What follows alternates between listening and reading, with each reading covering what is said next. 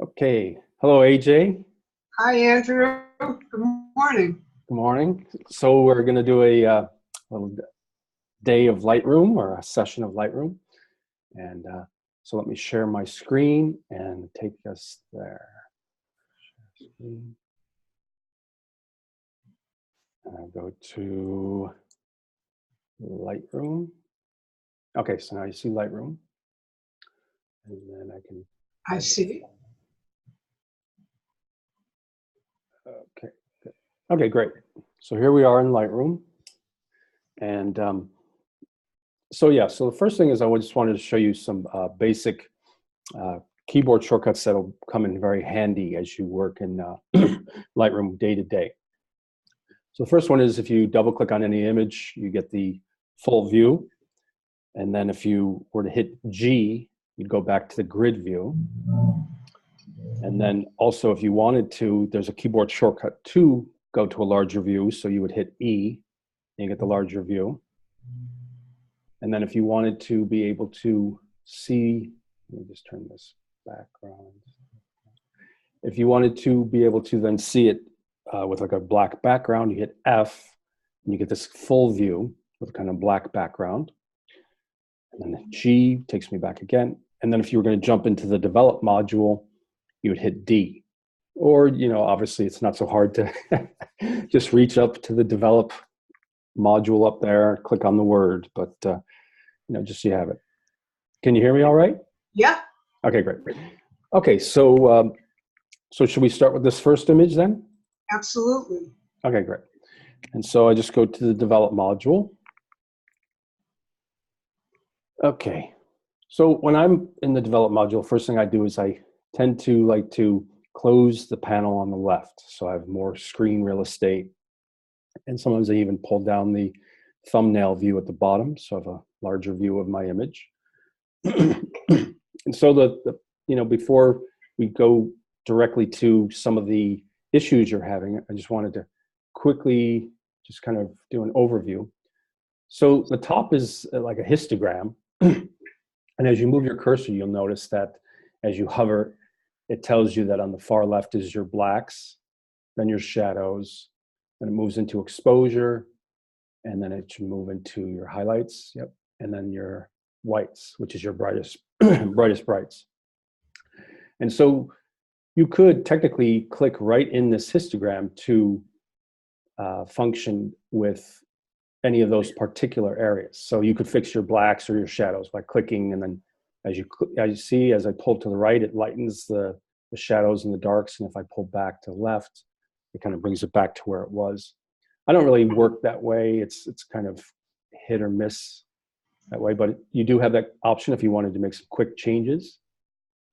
If you click on this icon here and this icon there, your image is pretty good, but if your image was, say, too exposed, you would notice that in the lights range, you would get this warning, kind of gamut warning, showing you, the red would show you what's, blown out. So as I bring this back, it goes away. And you can turn these on or off. And so the other one, which is on the left, in the kind of blacks and shadows area, if your image was too dark in areas, let me see, pull this, then you'd get this blue kind of gamut warning, this little masking. So let me bring these back.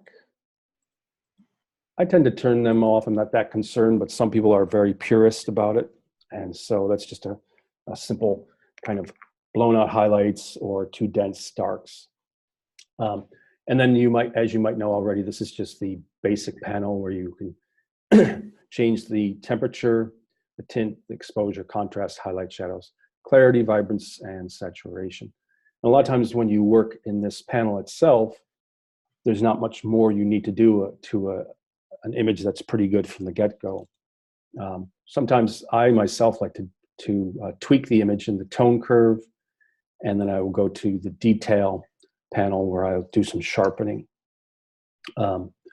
So why don't you let me know what you want to focus on with, let me turn this down a little bit. I like music a little bit in the background, but not too loud.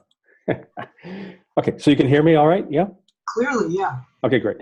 So yeah, so with this image, what is your concern with this in Lightroom? Okay, this is actually one of my better exposures. Right, This every Sunday photo thing with the polar bears in Coney Island who swim all winter. nice. And this was just a good blessing of the sunlight at the right angle. That doesn't always happen. So the exposure, I just would like to see how the order that you tweak it in. I'm Sure. never able to get as good a final result as I get in Photoshop by hitting auto tone after I've been in Lightroom, which is frustrating. I would Yeah. also like to get rid of the pesky photographer over Right. his shoulder, because that's one of the big issues. Is I'm not the only one out there. Right, right. So, so yeah, I'll just show you my workflow. But Great. what I tend to do too is for the beginning of any image, I go to the lens correction and I click on remove chromatic aberration and enable profile corrections. And just by doing that, it finds your lens profile and gets rid of any distortion. So it's finding that as a Canon camera, and just by turning on the profile correction, it tends to kind of bring it back into the correct perspective. And then I go to transform, and a lot of times I just hit auto, and auto will also fix any kind of distortion. If it's too tight of a crop after doing auto, I might turn it off and then go to level, and then level will balance it if it's slightly crooked, but it won't crop in so tightly. But that's a great way to like fix crooked horizon lines, or Which is my persistent problem at the beach. yeah, so that should come in handy. So lens correction and then transform. And then you will go to the, let's make sure that, yeah, okay, I wanted to double check to make sure we're recording. I would be very, very shocked if went through an hour of explanations and it wasn't recording. So I just wanted to double check. So we're doing good. Okay, great. So the way that my workflow is I start with the basic panel, and I'll decide if it needs to set a white balance. And as you can see here, this little icon, which are white balance tools. So there are some presets, if I go over here, there's like, as long as you shoot in RAW, you have a whole variety of presets such as auto, daylight, fluorescent, etc. If it was JPEG, you'd be limited to just a couple options, because when you shoot in JPEG, the settings are basically etched into the image. When you shoot in RAW, you have all the original information. So even if the highlights are blown out or the darks are dense, you can always free up the darks and bring down the highlights. But I don't tend to use a preset, so I use this little eyedropper tool, and you're looking for a neutral gray. So something like this is like a neutral. And as you hover, you can see that the red, green, and blue color breakdowns, you're trying to look for something that's most similar. So 68.9, 67, 63, it's pretty good. So if I go to that general area and I click, this image is pretty good, so you don't really see a shift change. Well, there you go. It's a little bit of a lag. You'll notice that the over kind of yellow kind of got cooled down a bit. Is there a way to move the two little windows of us? It's right in the panel. Okay, because I moved it over here. Could it maybe be on the left? Is it on the left now? Because I moved it to the right. It's right. It's directly over the panel. I didn't quite see where you got the eyedropper from. Right, because the way I'm seeing it, it's on the right side. So I think it will be on the right side, but collapsed during the recording. So, but I'll just move it over to the left. I'm not sure if it moves for you, but I think when you see the recording, you won't see that at all. Great. Okay. Okay. So yeah, so that's setting the white balance, and as you can see, it cooled down the image a bit. A lot.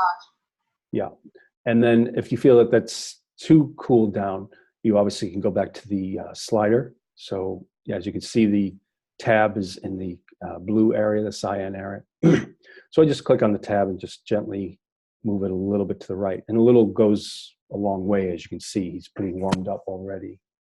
So, so I just, you know, the name of the game with all of these sliders is subtle movements. So just move it a little bit. So what I'll do is I'll look at this image and I'll decide, do I need to open up even more, or do I want to bring back the exposure? So exposure kind of is a little bit heavy-handed. So it'll kind of do the overall exposure of the image. And when I use it, I'm not too concerned like with the highlights or the darks, because I know I'm going to work on them on my own. So I'll open it up a little bit. And then I like to do a little bit bump of a contrast. And then what I'll do is for highlights is a lot of times I bring the highlights back down pretty good amount. So bring it, you know, down to -60 range.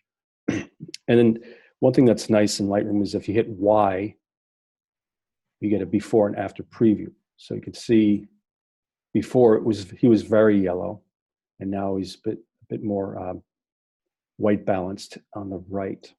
And then I hit Y again, and I'm back to the view. And then after I do the highlights, I tend to, instead of just kind of playing with the sliders, I will jump to the tone curve.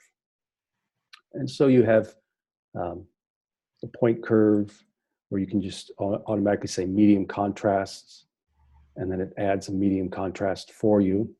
Or you can just click on any point. So this would be like your midtones, your highlights up here, and then your darks down there. And then if you click that little graph icon in the bottom right, you'll see that you can also utilize the tone curve, but with sliders.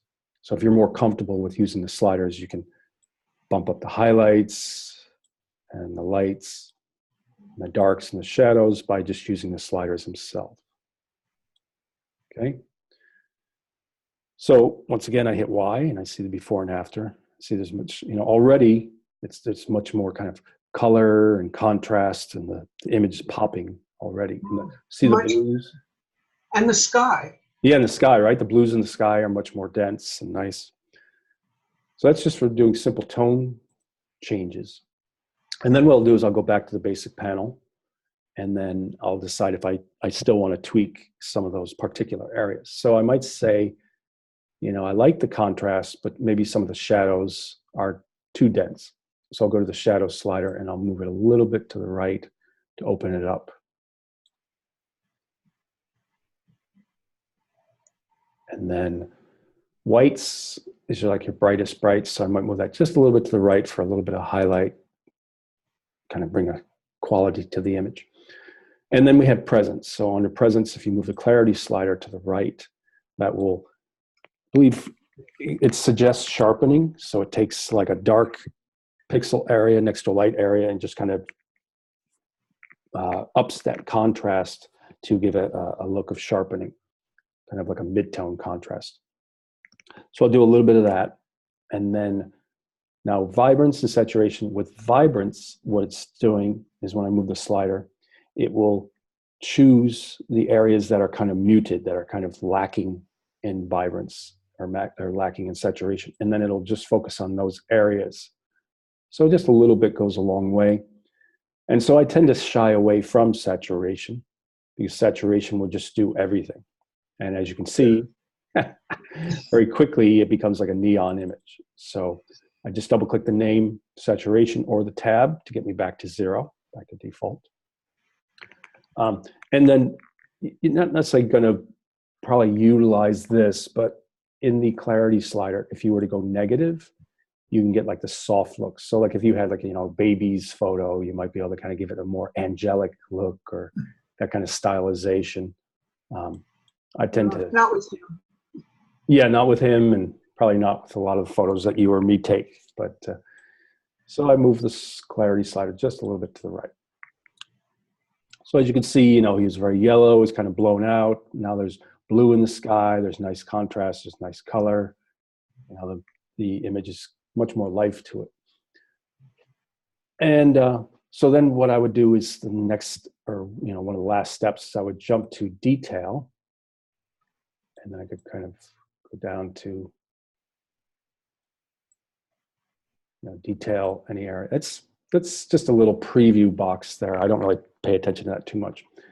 And then you move the amount to a specific point, like say 29 or 30. And then what I really like to focus on is in the masking slider in the sharpening section. If you hold down the Option key on a Mac or Alt on a PC, and you click and you pull, you get this mask. I don't know why it's lagging. There we go. You get this mask that shows. Oh. Yeah, so what that is showing you is that anything that is black is being protected and anything that is white is being sharpened. So if you started here, it's showing you that everything's being sharpened. And so the further you take it, there's a little bit of lag here, but the further you take it, the less is being sharpened. So it's just looking for detailed areas, you know. So if this was like a grass field, a lot of the grass would be highlighted in white, or rocks. But things like, you know, sky and smooth areas like faces will be preserved with black. So this is just a preview showing what's going to be sharpened. And then when I let go, it just will sharpen those aspects of the image, those parts of the image. And if you did have some noise, there's luminance and color sliders. Your photos look nice, so I don't think there's any of those real issues. And then one last aspect on an image like this is, you know, originally I went to the basic panel and I pulled the highlights down, which brings a lot more information back in the blown out highlights areas. But if you had pulled the highlights negative, like at this amount, and yet there was still kind of some stubborn areas with the highlights, if you go down to effects, there's the dehaze slider. And when you move the dehaze slider a little bit to the right, that brings back some information in the hazed out areas or blown out areas. But the thing to be aware of is the dehaze slider will kind of add color, and it's kind of a little heavy handed. So I kind of shy away from it at times. If I don't need it, it's just in the basics sliders, if the highlights doesn't really do its job, then I will go to effects and dehaze. Okay. So there we are. So we have a before and after that clearly shows the nice changes that we've made. And Great. Yeah. Now, so I know you brought up the theme or the idea that you don't like the photographer in the back, correct? Yeah, he doesn't really add. Okay. I don't think. Right. Would you get rid of him? He's a little he's kind of like taking away from the composition. I mean, he's kind of got that grumpy face. Right? He's got that grumpy face going, you know, kind of takes away from the playfulness of the image, right? Very much to me. And also, you know, a photo is like a moment in time. So if it's a moment in time and this guy is making you aware that it is a photo because he's a photographer with a camera in his hand, you don't feel so in that moment of time. You might feel like this is an illusion. You know what I mean? So he's kind of taking away from that moment of time. So what you do is when you go back to the library module, and like I said, you can also just hit G or E. And then when you're in the library module, you just do a Command E or Control E on a PC. So Command E on a Mac. And then what that does is you don't even really see it. You used to see it a little bit more actively. That will take you to, this is some philosophical quote I had open. Should take you to Photoshop where it opens up. Not sure. So Command E. It looks like it's going to be opening up because I'm now in Photoshop. Yeah, I think it's now in Photoshop. So go back there. There we are. So now we're in Photoshop. I wish I'd known that command. What is it? I wish I had known that command. I've been just. Yeah, that's helpful. It's very simple. I think you can also right click and say edit in Photoshop. That's what I've been doing, but it's just easier to do. Control E. Sure. So the way I work when I'm in Photoshop is I like to hit the letter F, which gives me a full screen view, so I don't see if there's any other open in docs. And I close any extra panels. And then what I'll do is I will always do a Command J on a Mac or Control J on a PC. And I'll also add the Option key on a Mac or Alt key on a PC. So Command Option J, and then what's it not doing? Command Option J, and then make a new layer. And then I will just tend to just call it like retouched. Okay. So I have a retouched layer, and you can't see any difference between the two, but this will be a nice way for me to see the before and after when I work on it. So when it comes to retouching, there's some tricks that I know, and other times it's just you have to do the long step-by-step way. But let's try a little trick first. So first what I want to do is I just want to select around him. So I go to the, well, not the marquee, but I just want to bring that back. I go to the Lasso, so the Polygonal Lasso tool. And then I just kind of do a loose selection around him on the left side. And you can see this, right? You can see my cursor? Yes, I can. Great. And then when it comes to around the your friend or main guy, I get a little tighter. So I get a little tight around the edge of his arm and shoulder. And I'm just kind of going step by step to follow the shape of his arm and shoulder.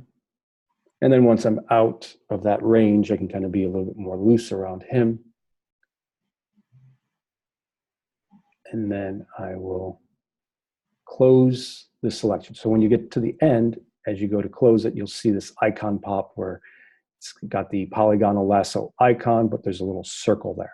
So once you see that circle, you can click, and now you have a solid selection. And then what I do is I right-click, I choose, well, in this case, I'm not going to choose feather. I'll show you how I will use that later. So in this instance, I made a selection, and now I'm going to right-click or control-click and choose Fill, and then it defaults to Content Aware. Oh, So Content Aware set at 100% opacity, it will reach out. Yeah, see, so it reaches out and it looks for, you know, similar information, and then it builds the image. And it's very hit or miss. And so I might even like try it again and see if it kind of fills it even better. So if I do it again, yeah, see, so it's a little bit better now, a little bit more solid. And of course it distorted around the shoulder area because the selection was too close to that, his skin information. So it kind of, whenever there's two areas of solid kind of color information, you'll get this type of distortion. But what I do is, now that I have this selection still there, I will then now right-click, choose feather, and do like just a simple one feather. So the lower the pixel number, the minimal the amount of feathering. And feathering is just softening of the edge. So for realistic things, I'll do 0.8 or 1 pixel. For something like moving a pattern or grass, I might do like a 3 or 4. Something that I want to be very soft, like clouds or a sun or moon, I might do like 12 or 14, which will then add to the kind of glow of that edge or the overly softness of it. So I do a little feather. And then what I'm doing is I'm going to just, in the toolbar, I choose my clone tool. And anytime you choose a tool in Photoshop, a good way of working is, once you choose your tool, is to always look up at your options bar. So there's always various options. So if I go to my brush tool, there's now brush-related options. You know, you click on the top left, you get the kind of brush panel where you can choose the brush and the hardness and the size of it. And then you can choose what mode the brush will be in, the opacity, etc. So now if I go back to the clone tool, you have similar options where you click on the left, you have like the brush and brush size, and then you can then choose the opacity. So what I do is, when I'm doing realistic retouching, cloning an area, I tend to have the opacity set to like 90. And people would think, well, why not 100? You know, if you want to grab something that's realistic and bring it over, and it's, you know, not something that you're kind of smoothing in, but something that you wanted to really cover over, why not 100? And I said, well, I like to choose 90 because it makes it feel like it's kind of building its way up. I feel more painterly with it. So all you do is you option click on an area that you want to sample from, and then you get this kind of cursor image, and then you just click over the area that you want to retouch over. And what I do is I use a Wacom tablet, and so I have my right hand on my pen, and my left hand, my finger is hovering over the option key. So as I go, I grab a new source point with the option key, and then I just kind of retouch over. Option, click, option, click. And, you know, if this was like a job that I was doing, I might take a lot more time and just, you know, use a smaller clone brush. But for this, I'm just going to kind of do a somewhat realistic, but, you know, faster retouch. And the main thing is to option click in the areas that are closest to the background image that you want to use, because you don't want, you know, the wrong tone. Like if there's this kind of grayish tone of the sand, I obviously don't want to go to a highlighted area. And then I'm just going to option click around there and clean up these areas, option click. Now, when there's areas that are more kind of, I guess, abstract and blend in with the background, I will jump to by hitting J, I will jump to the spot healing brush. And so the spot healing brush, you do not need to option click first. You just kind of click and drag over the areas that you want to blend. And so I can go in and something that's more like skin. So this is good for like, you know, certain wrinkles and blemishes. It's very good for spotting, hence the name.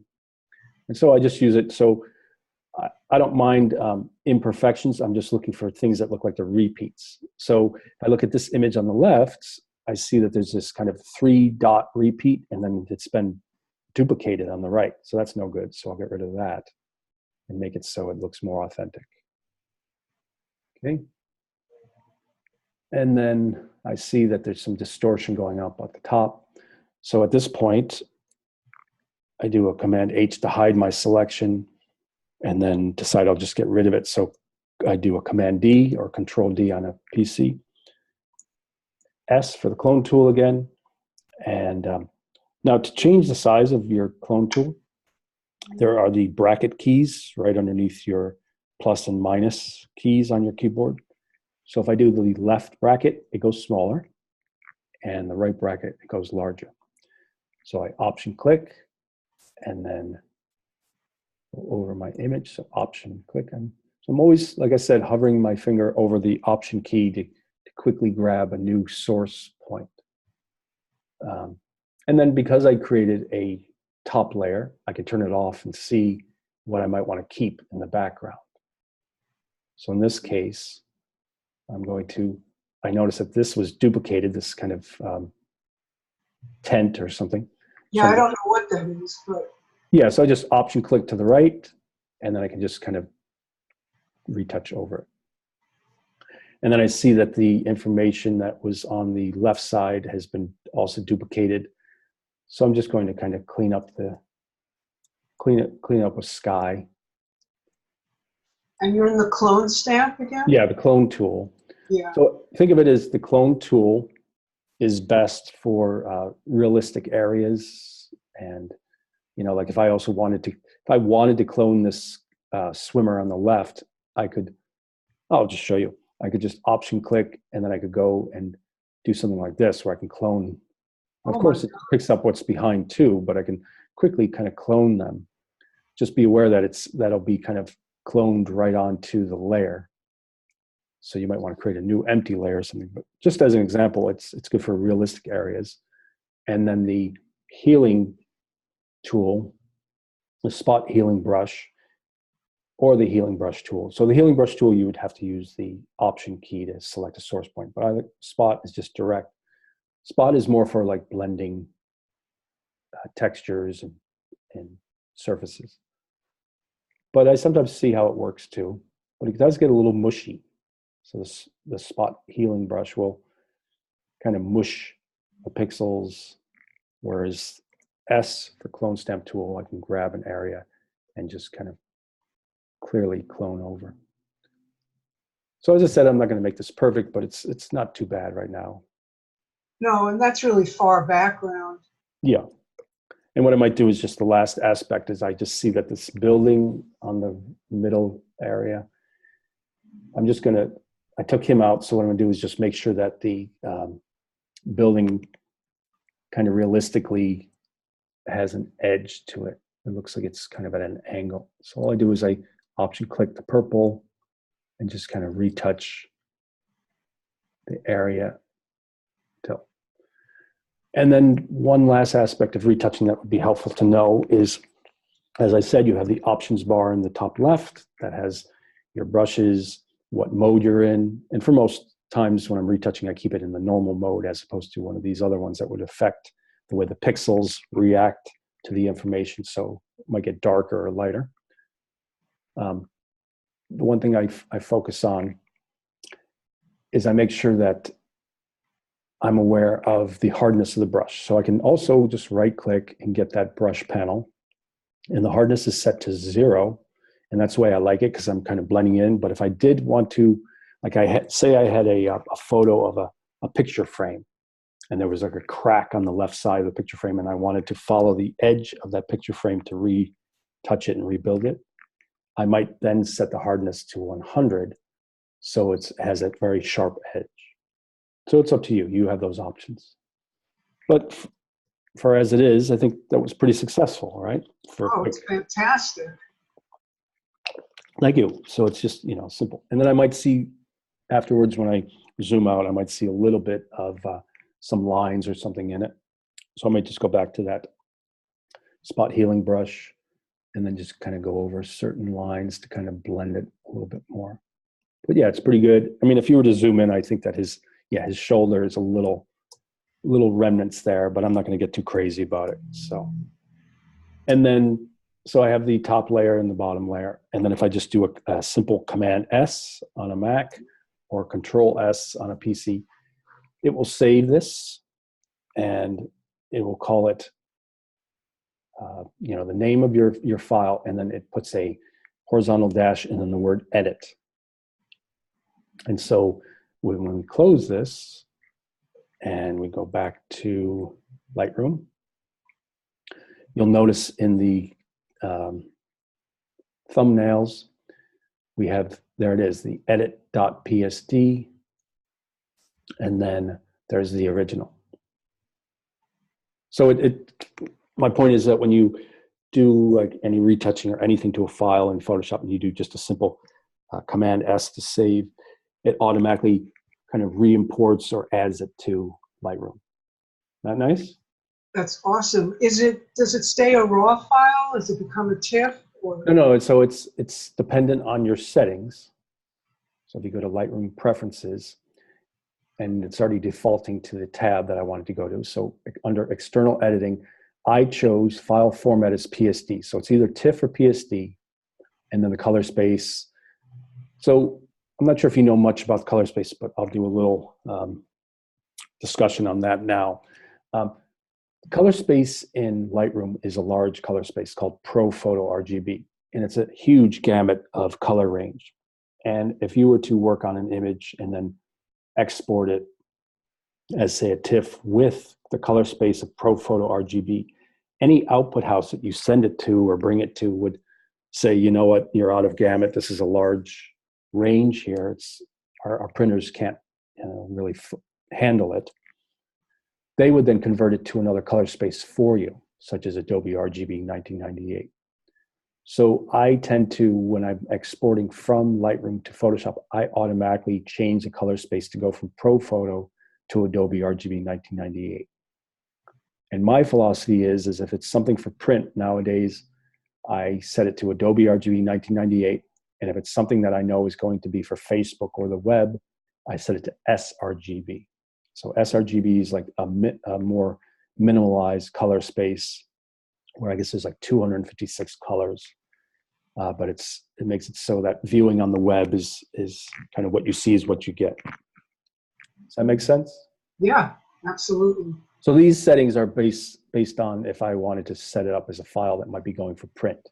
So PSD, and I choose PSD over TIFF because in my mind, the way that I work, I consider the PSD as a layered file, and you can technically save TIFF files. Excuse me, let me get some water here. You can technically save TIFF files with layers, but I always associate PSD as the layered file. So I just choose that as the format that's going to go into. So PSD, Adobe RGB for the color space, bit depth is 8 bits. So if you have a 16-bit file, it will convert if you have it set to 8-bit. And then the resolution. So this resolution is for print, 300. And so if this was for Facebook or the web, it would be sRGB color space, and the resolution might be 72 or 100. Okay? Got it. Okay, so let's go to another image. Okay, so it looks like in this image, it's similar issues, but like it looks like the shadows are kind of too dense, and maybe some of the highlights are blown out, correct? Yeah, this was a similar light, but different direction, and it just obstructed all their faces. Everything else is good, is the frustration. Yeah. Now, as you can see, though, it is kind of at an angle. Always. Right. So the first thing is now with your camera, do you also have it set that there's a grid on it? No. So, yeah. When I'm shooting, no. Yeah, you should go through your settings and make sure it has a grid, because when you have a grid, then that's a great way of being able to make sure that your shots are more aligned and the horizon is correct. Well, in my defense, these are brief moments in time. It's No, freezing. I know. You know, these guys are moving. I don't get a chance. A lot of times I'm trying to train myself to be aware. Right, but here we are about to go over the beauty of Lightroom and how easy it will be to fix. So I go to lens correction. I say remove chromatic aberration. That means like, any kind of pixel color distortion on the edges of things.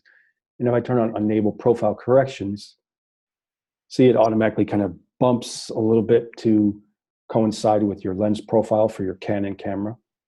And then if I go to transform, like I said, a lot of times I just hit auto. See, now the only problem is like what it'll do is it'll straighten the horizon, and then you'll see the white around it. Can you see that on the top left and bottom? Yep. Yeah. So it's literally rotating the image to make it so that the horizon line is correct. Now, like I said, if that's too extreme, I can say off, and then I can hit level itself. But as you can see, it's cropping the image on the left side. It kind of enlarges it, so I'm not a fan of that. So what you might have to do is you might have to click on auto and then crop the image. So you might lose a little bit of the guy on the right's bit more of his leg to make it fit. But so I'll do that, and then I'll go to the crop tool, as you can see in the panel on the right, on the top left. And then it just has like a bounding box. So I just go to any corner point, and I click and I pull. So I'll pull down until there's no more white. And then the same with the right. I keep going until I'm right at the edge. And then as I pull up, see, I'm going to have to cut into her feet and his leg a little bit. See, so that's why it is good if you can set your camera to have a grid, because then there's less likeliness that when you correct the horizon line, you're not cutting off parts of the image.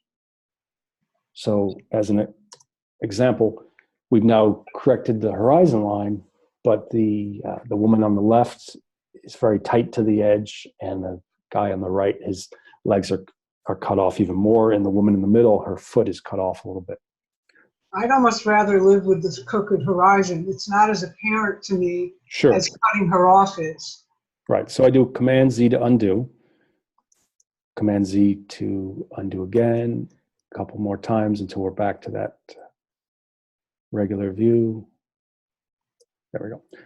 So there we are. Now I'm seeing how tilted it is. Yeah, exactly, especially after you do those transformation. So what I'll do is, in this instant, if I don't want to cut off too much of the image, but I do want to fix it a little bit, I then disregard these kind of presets, and I look down where it says transform, and I go to the rotate slider, and then I'll move that left or right. So in this case, I go left a little bit, and then this way, it fixes it a little bit, but I know that there's less white on the edges, so I know that there's going to be less cropping. So now when Yeah, I I choose was going to ask if there was just that little bit you could do. right, so now I do the rotate. Now I can just do a little bit. And so she's not so, yeah, she's not so tightly cropped on the left, and on the right, he's not that noticeable. And then the woman on the middle, her toes are not being cut off, so that's great. No, that's perfect. There's space around everything. Right, so now it's a little bit more, correct horizon line. Okay, so the way I'd work on this, should I just kind of take it away? Yeah, fix their faces. Yeah. Okay, so I'll look at the overall. I go to the basic panel. I think the color is pretty good, but I might choose that white balance tool again, go to a neutral gray, and when I click, it cools it down a bit, maybe a little too cool, so I go back up to the temperature slider, move a little bit to the right to warm it up. But that white balance tool is really good when you have a color cast. So if you take a photo and there's like a green color cast, just by clicking that, it'll get rid of it, bring the colors back to the natural look. And so I might do an overall exposure, make it overall kind of sunnier. Move the contrast to the right a little bit. And then the highlights are blown out pretty intensely on the towel and a bit of her legs. So I'll move the highlight slider negative to the left. And as you can see, the information of the towel comes back very nicely. So this is the beauty of RAW. This is why I tell people to shoot RAW. This is why many people tell people to shoot RAW. When you have a JPEG, whatever you've shot, the highlights and the darks are basically etched into the image. But with a RAW file, you have the original information. So when the highlights are blown out like this, you bring it into something like Lightroom, and you move those highlights negative, and all of a sudden, look at the information in the towel. So that's before and after view. You can see how much better it is, right? Yeah. That's the beauty of RAW. And so what I would do is I would then, knowing that I'm still have to open up the darks and the shadows, I'll still kind of jump over to my tone curve first. And do I want to use the sliders, or do I want to just use the curve graph? So I'll just use the graph and click on my mid-tone areas and maybe open up the mid-tone range a bit, go to the highlights area and pull that up to make it even brighter. And then I might pull down the darks a little bit, even though I know I'm going to be opening them up. But I could also open them up here. I'll do it a little bit. So I go back to the basic panel, and then I know that I want to focus on the kind of darker areas, the troubled areas. So I go to the shadow slider and I move that to the right, and it opens it up a bit. You can start seeing it opening up. And then the blacks are even more dense, so I might pull that slider to the right to open it up. Once again, hit Y, and you'll see the before and after. So on the left, the woman on the left and the guy on the right, their faces are very kind of casted in shadow, but on the right, you can really see more of their faces now. Is that good? Very, yeah. And I hit Y again to get back to that view. And so I'm pretty happy with that, and I just want to kind of bump up, sharpen it a bit and add a little bit more color. So what I'll do is I'll go down to the presence panel area. I move clarity a little bit to the right, which gives a little bit of a pop and a sharpen. And then vibrance, as I move that to the right, you'll see the sky especially getting a boost of color. I don't want to go too far. It's going to start looking, kind of like a neon blue. So I'll do that. Now, one thing to kind of take this a step further, just to let you know. So Vibrance does a great job on bringing color to things that need it, that need the saturation. But if you really wanted to be focused, you could go down to the HSL color black and white tab or panel. And when we get there, we see that we have hue, saturation, and luminance. So hue is like what I can call the quality of color. So if you go to the red slider, if you move it to the left, you're kind of adding more kind of magenta. If you go to the right, you're adding more orange or yellow to any reds, right? And if I double click the word red, it brings it back to the default. But the thing I really love about when you go into this panel is you see this icon on the top left. That's the target adjustment tool. And as it says adjust hue by dragging in the photo. So in this case, I'll go to saturation. I'll click on that. And once I move my cursor over, you see this icon.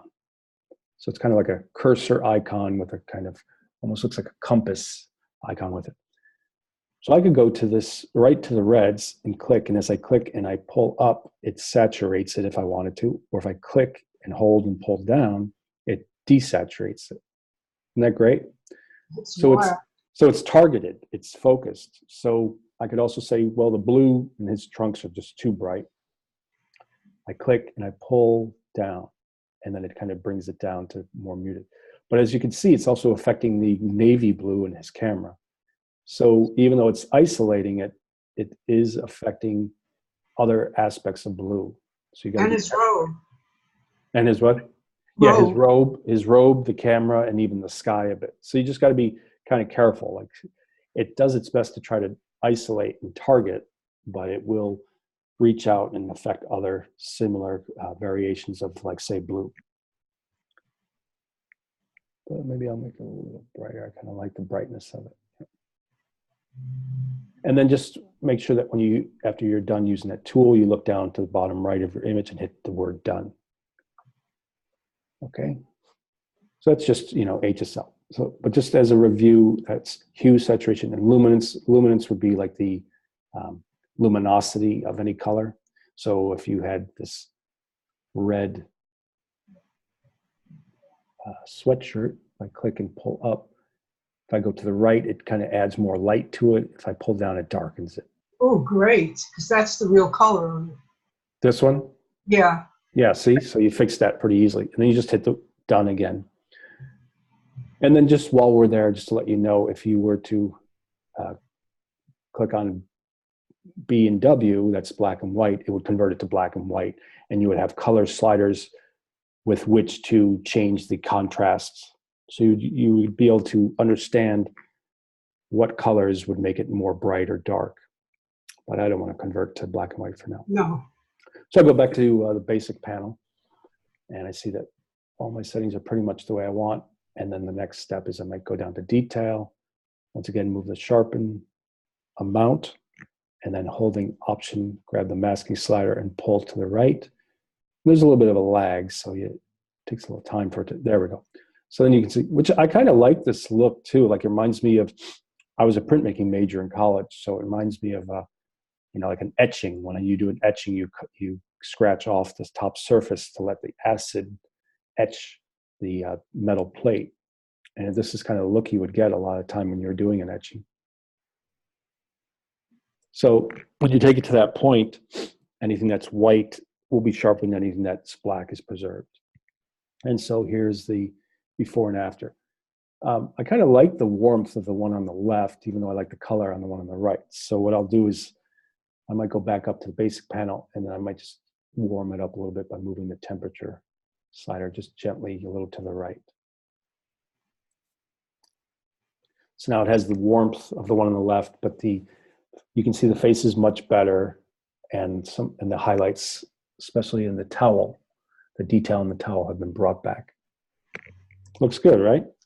Absolutely. I hadn't even seen a lot of those problems. Till you fix them, then they become real apparent. Yeah, and then you know, as you get more and more comfortable with Lightroom, then a lot of the little, you know, imperfections or things that you want to fix become more apparent. You just kind of become more kind of naturally tuned into understanding what needs to be corrected.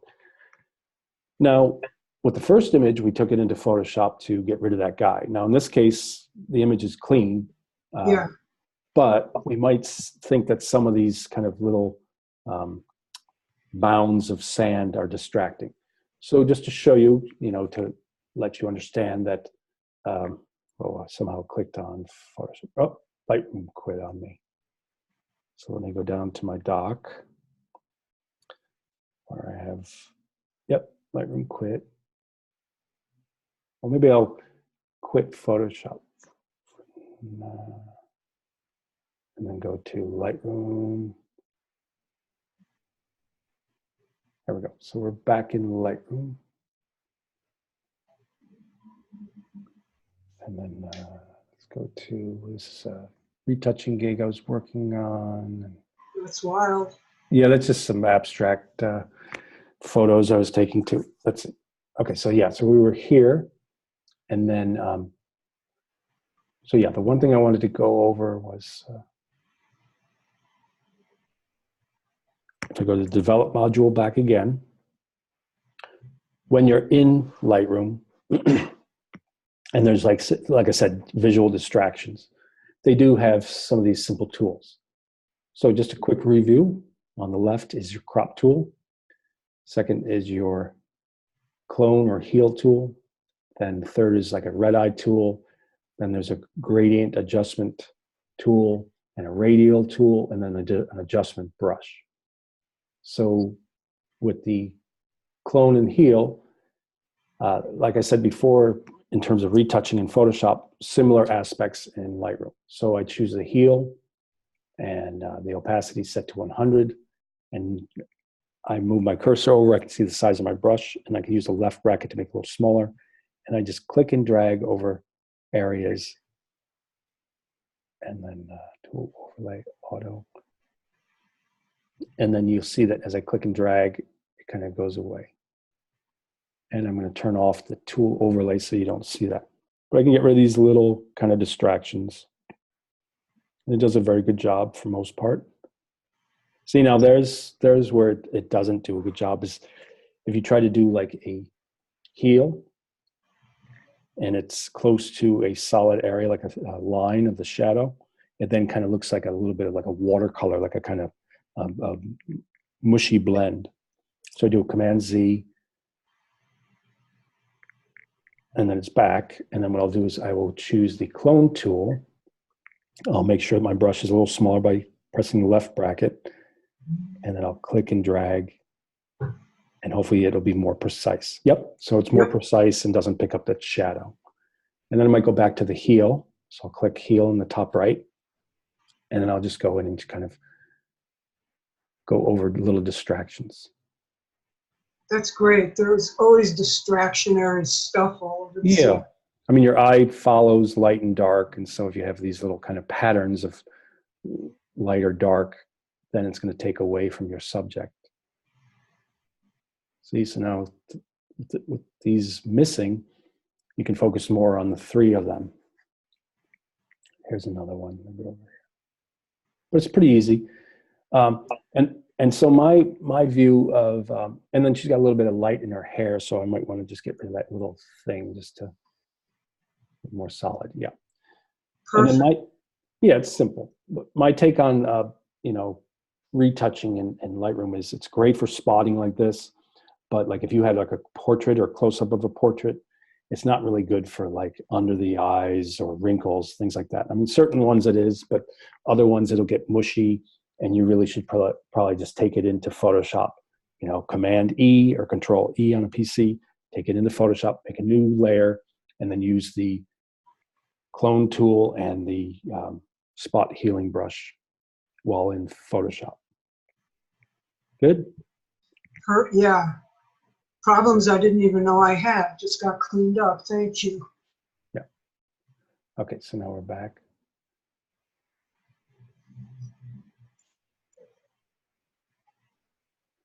So there's an alien coming out of the water. So. And I could not get his skin to look normal, and I lost the water. No matter what I did to him and the mask, the water went. Okay, so let's work on that. So once again, I just hit D to get in the develop module, or just click on it. Now the first thing is, I always like to check the profile. See, and then it kind of makes it more full. And then I might go down to transform and see if it needs to be rotated. I hit auto. Yeah, see, so it gets a little kind of tilted. So it's a little bit more horizon corrected. Then I go back to basic. Now in this case, he looks like a character. So you might feel that these women and couple on the top right are distracting. So here's where you could choose that clone tool. But the key on this one is you want to hit your right bracket key and make it much larger. And then you just kind of brush over and hopefully it picks up. Yeah, it's not too bad. So it's picking up. Yeah. And then the same thing, just kind of brush and then following the form. Pretty good, right? Yeah, although I actually would have kept those two and gotten rid of the one on the end since it's cut off, because to me it's sort of like they're completely oblivious and an alien has landed. I think they kind of contribute in a way. Do you? No, I get it. It's sort of like they're playing in the ocean and this alien is coming out of the. Okay, so we have those two, and you want to just get rid of this couple, Get correct? rid of the guy on the far right because he gets cut off anyway when we straighten it out. So it's simple as that. And then if there's any kind of distortion that shows up, I just usually then left bracket, get a smaller brush, and then kind of go over those areas. And then there's also this weird shape here, so I'll get rid of that. Whatever it is. Yeah, it's pretty good, right?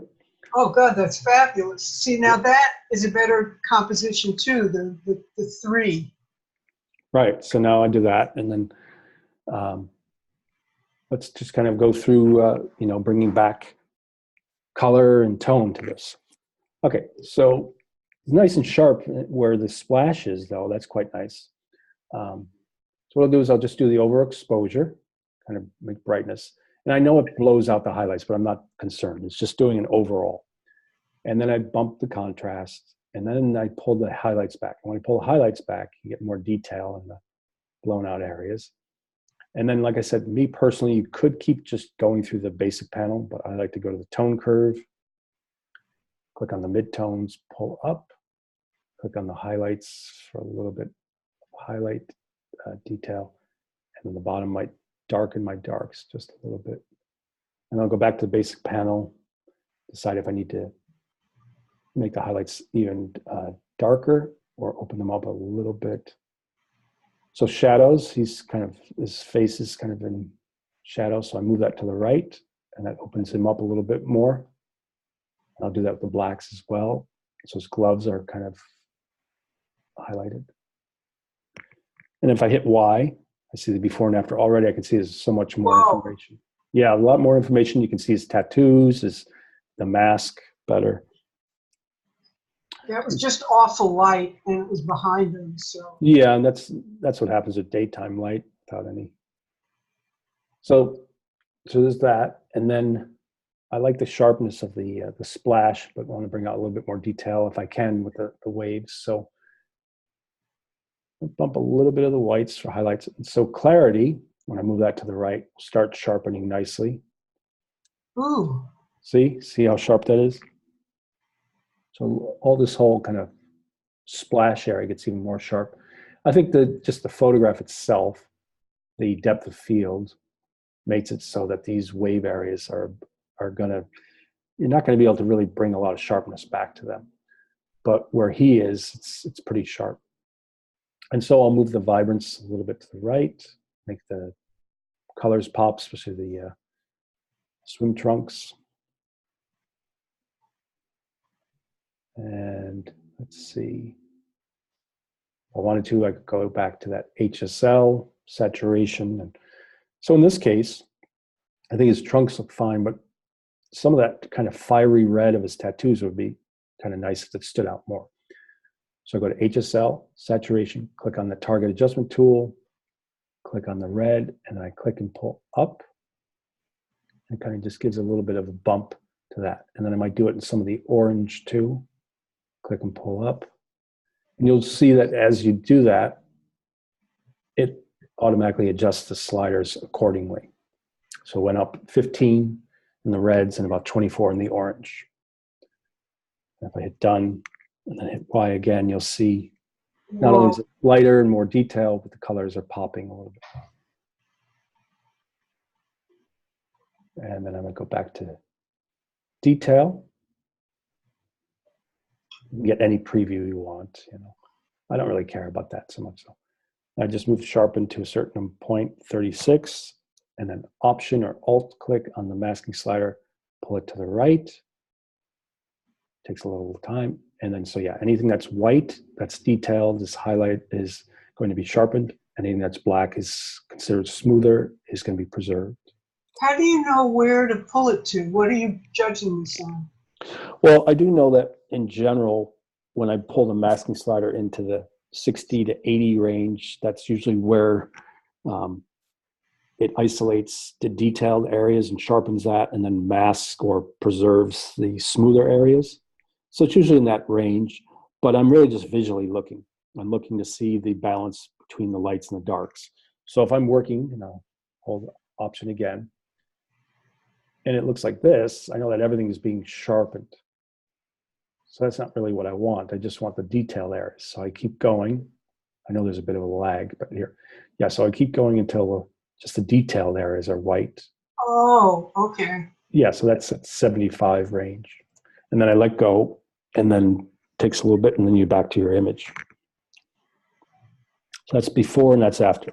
Brighter, sharper, more colorful. And we got rid of the distractions on the far right. And most important, his face mask, because when that was blocking up, it lost its impact for me. Right, so that was mainly the focusing on the shadows and the blacks area, pulling them to the right. So the thing that I really like about working with these tools is they're professional sliders, but they're so easy. And the main thing you need to know is just when you move them to the right, you're adding exposure, contrast, highlights, shadows, whites, whatever. And if you go to the left, you're decreasing.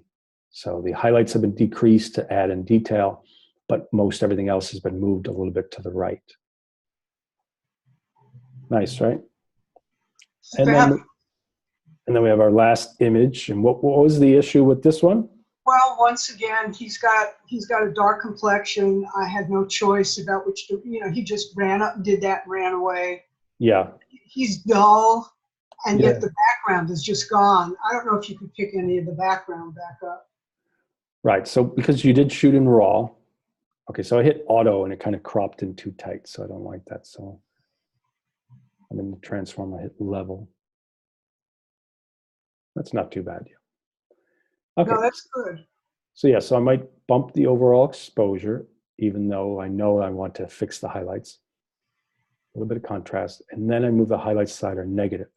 And then it's not bringing too much back because it's blown out, but you can see that the highlights brought all the way to the left does bring some of the clouds back. So you got some. I know, but it looks kind of odd. Would you just let that go? Because it doesn't look natural. Right. It kind of looks like scratches on the image. So I might go midway, where you have a little bit of suggestion of the clouds, but it's not too much detail. So I might, like a minus 50, 51, something like that. And then, I could do the tone curve, but if not, if I do it right here, I would just, maybe open up the shadows a little bit, bump the highlights, move clarity, a little bit of vibrance. And then if I wanted to isolate, I could go down to HSL. I'm in the saturation mode, grab the target adjustment tool, click on his skin, maybe add a little bit more color to vibrance of his skin. And then I could go down to detail, sharpen amount like a 40, and then option click masking, bring it into the 70 range. Now in this case, I bring it back down because I want more detail on his face and a lot of that kind of fur in his hat. So that's in like the 49 range. And then when I let go, it's sharper. See, so it's brighter, sharper, more vibrant. Oh, so much better. It just looks so dull. Right. And then maybe the necklace and his face are still a little bit dark. So I might go back and bump the shadows a little bit more, maybe the blacks. Yeah, see, the blacks kind of help. But I don't want to lose that contrast either, though. Move the contrast and bump the clarity. The highlights. Bring the highlights down a little bit. See, so now his face is much more lit, and his necklace, you can see the color and the definition of it much better. Oh, much. Yeah. So so that's the range of images, and yeah, I think that's a pretty good lesson for today. Yeah, was that helpful?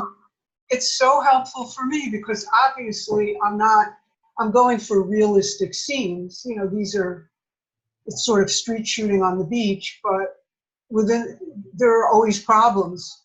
So to be able to fix them, getting rid of that photographer brought the whole emphasis on that back on him. Yeah, and you do have to be, careful, like the edges, and use a smaller brush, and make sure you keep option clicking areas around it. But you get the hang of it. You just kind of got to practice and get the feel of it. So. And I will put the grid back on my camera now that I see. That'll help. That'll help with composition, and you less likely to have a horizon line that's off. So, okay. So I hope that helps, and maybe we'll do another session on like saving for print, saving for web, or something like that, if that's helpful for you. Oh, that would be great. Great. Okay, so let me go back to the room, and I go to the.